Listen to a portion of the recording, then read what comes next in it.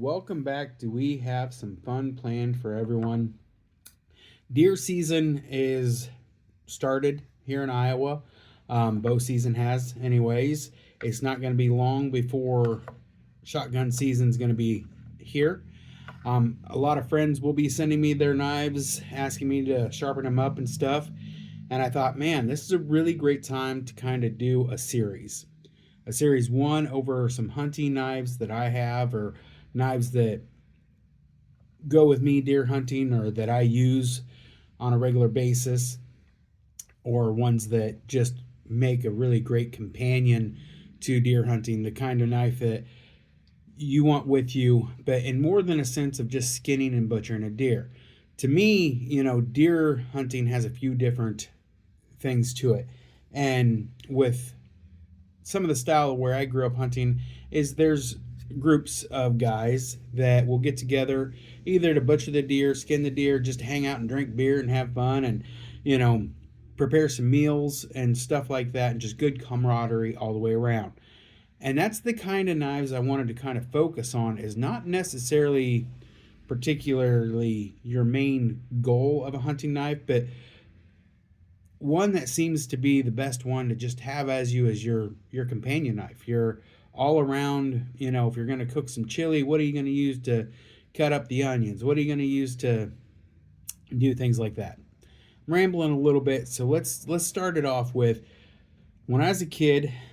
My dad had an old K-bar, a Buck 119, which I never got to use much of. That was his hunting knife of choice. That and that K-bar.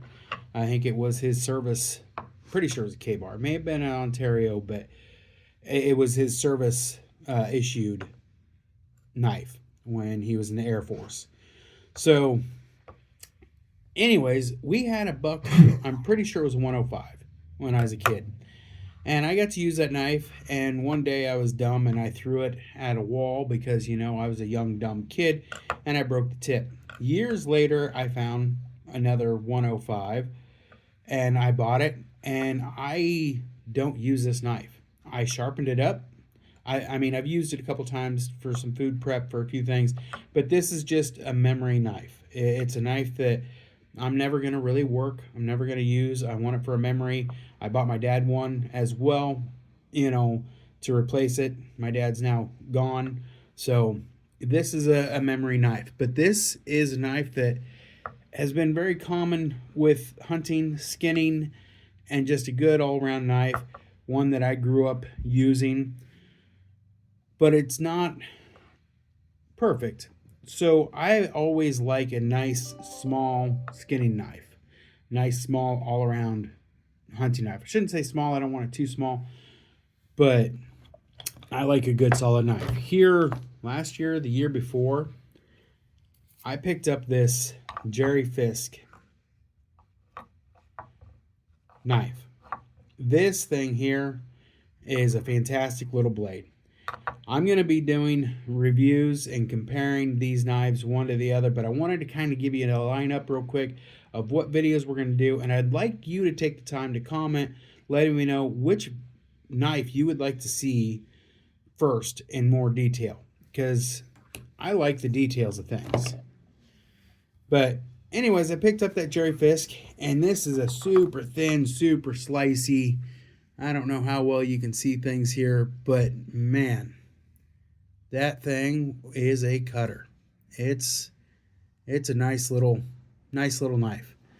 We aren't going to go into too many details. And we'll save that for a more detailed video. But as I was searching for more knives and stuff, because, I guess I'm a knife addict, I found the Nessmuk design. Now, I was kind of looking for that Buck style skinner. I can't remember the model, if it's a 120 or something like that. That big bellied skinner they have out front. It's like a 119, but has a bigger front. And I found this Work Tough Gear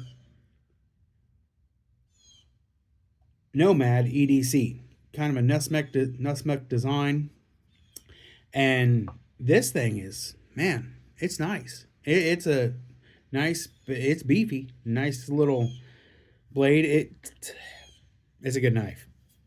Again, need to go into more detail on that to do it any justice at all. But got to thinking more, and here lately, I'd never. This got me going on almost a Canadian belt knife style, a blade. And I never had one as a kid, but after using this for so long, it's like, man, this thing's fantastic. This is a hard knife to beat. This here is a great knife as well. Not quite as well, it's a great knife.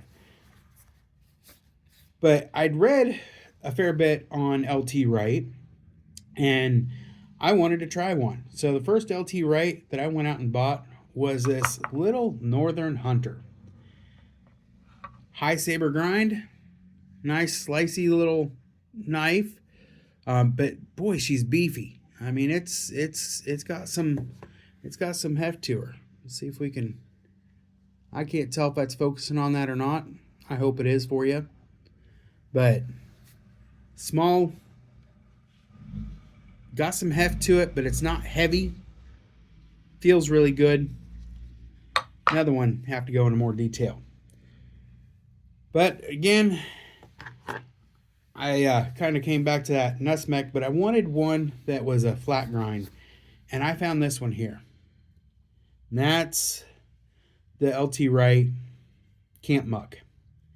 I don't know if this will show up on here, but tried doing a forced patina of a mountain range kind of into it.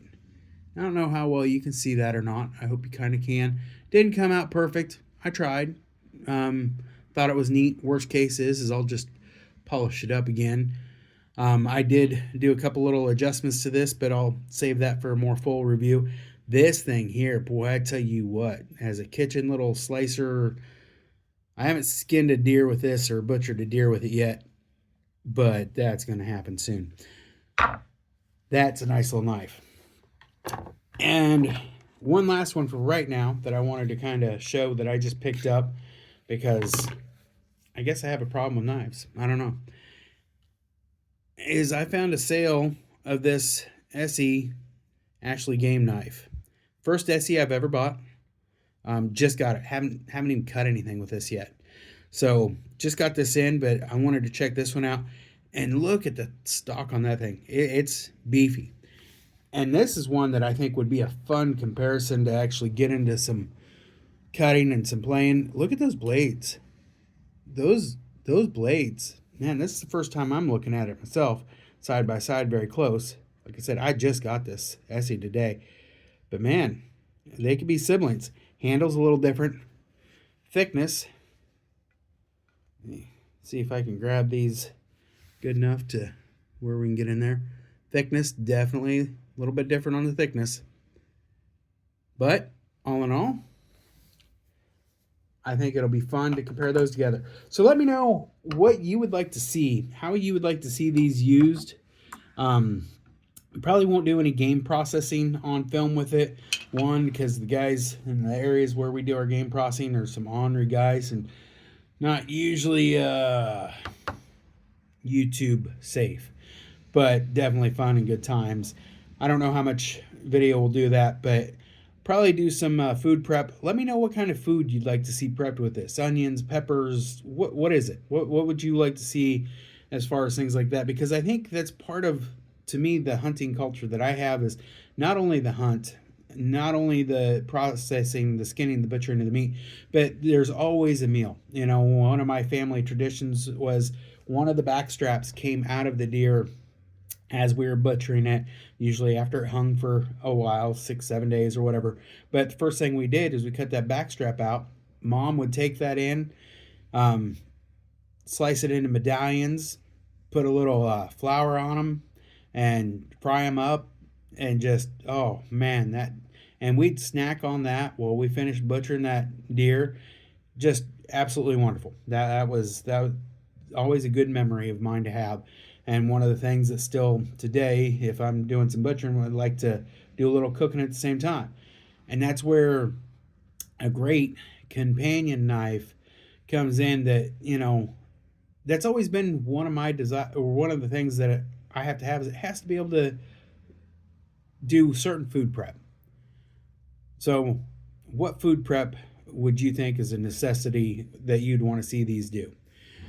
Anyways, just quick little video, just an introduction of a series I want to do. I want to compare these all side by side, go into more detail, kind of do like a knife fight, or just, just comparing them a little bit closer. Pick out any two knives you'd like to see that done with, and we'll start there. Thanks for watching. Please take the time to like. Please take the time to subscribe. I'd greatly appreciate it. Have yourself a wonderful day.